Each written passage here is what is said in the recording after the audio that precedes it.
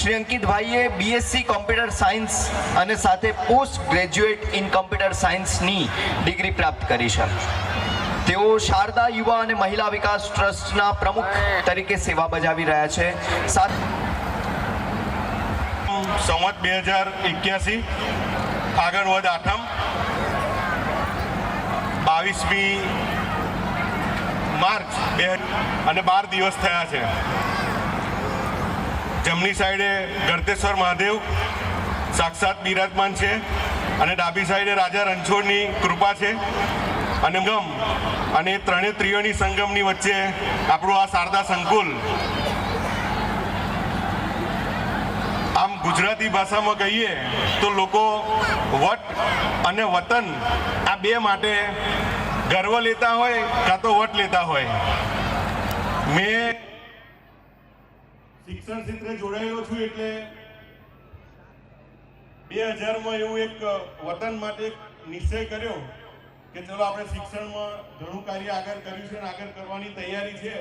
તો શારદા સંકુલની 2012માં ધોરણ 1 થી 4 ની સંસ્થાની શરૂઆત કરી હતી. ફાટકની પેલ બાજુ પુષ્પાંજલિ અને ત્યાં એક 2000 સ્ક્વેર ફીટથી મેં મારી ઠાસરામાં આ સંકુલની શરૂઆત કરી હતી અને આજે આપ 2025માં જોઈ રહ્યા છો કે આપણે 2200 સ્ક્વેર ફૂટ સુધી બેસ્ટમાં બેસ્ટ કરીએ.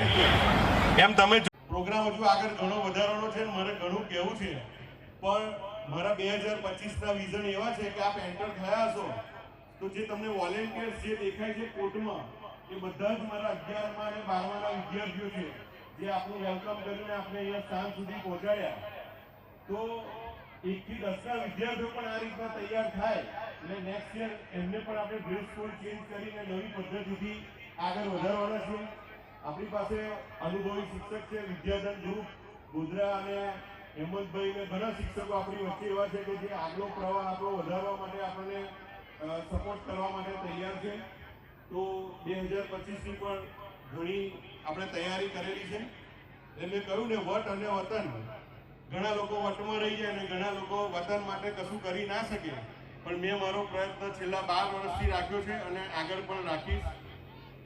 શારદા સંકુલ એટલે મધરનું નામ છે. શારદા યુવા મહિલા વિકાસ ટ્રસ્ટ અમારું ફેમિલી ટ્રસ્ટ છે. અમે ઘરના જ સભ્યો આ ટ્રસ્ટમાં છીએ.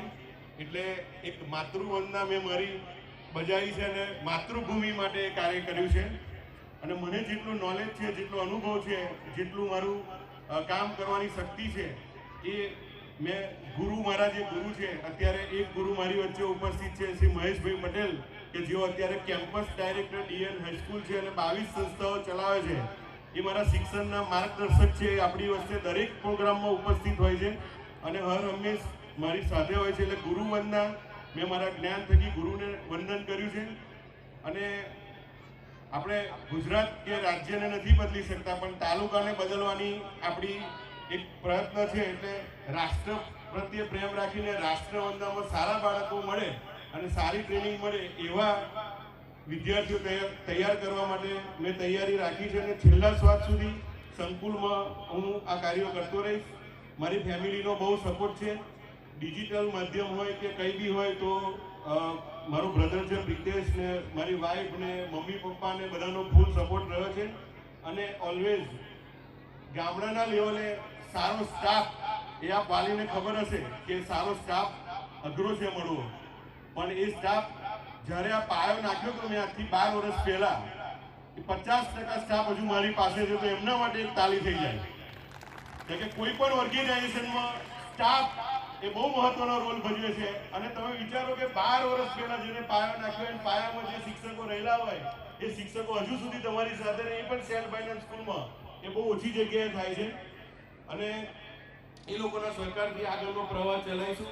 ત્રિવેણી સંગમ લોકો યાદ કરે છે, ગળતેશ્વર મહાદેવ, રાજા રણછોડ અને આશાપુરી મંદિર, એમ ભવિષ્યમાં ઠાસરામાં શારદા સંકુલને યાદ કરતા રહેશે એવો મારો પ્રયત્ન રહેશે. અને આજના પ્રોગ્રામમાં સમયસર આપ સર્વે રહ્યા અને હાજર રહીને જે અમને માન આપ્યું છે, ધારાસભ્યશ્રી છે, યોગેન્દ્રસિંહ આપણા નાયબ ડીપીઓ સાહેબ છે, મહેશ કાકા છે, તમામ મહેમાનોનું લિસ્ટ લાંબુ છે. મારી ઈચ્છા હતી કે હું બધાનું સ્ટેજ પર બોલાવીને સ્વાગત કરું, પણ અમારા મંડપ વાળા ભાઈ એટલા ઉત્સાહી હતા કે છોકરાઓ ડાન્સ કરે તો પેરેન્ટ્સને મોબાઈલ માટે ઊંચું ના થવું પડે એટલે એમને 1 ફૂટ વધારે સ્ટેજ બનાવ્યું. એટલે આ બધા ગેસ્ટને ઉપર કેમ ના લાવવું એટલે આપણે ઇનોવેટિવ વેલકમ એમનું કર્યું.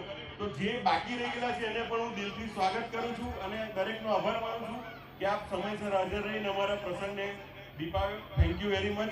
ભારત માતા કી જય.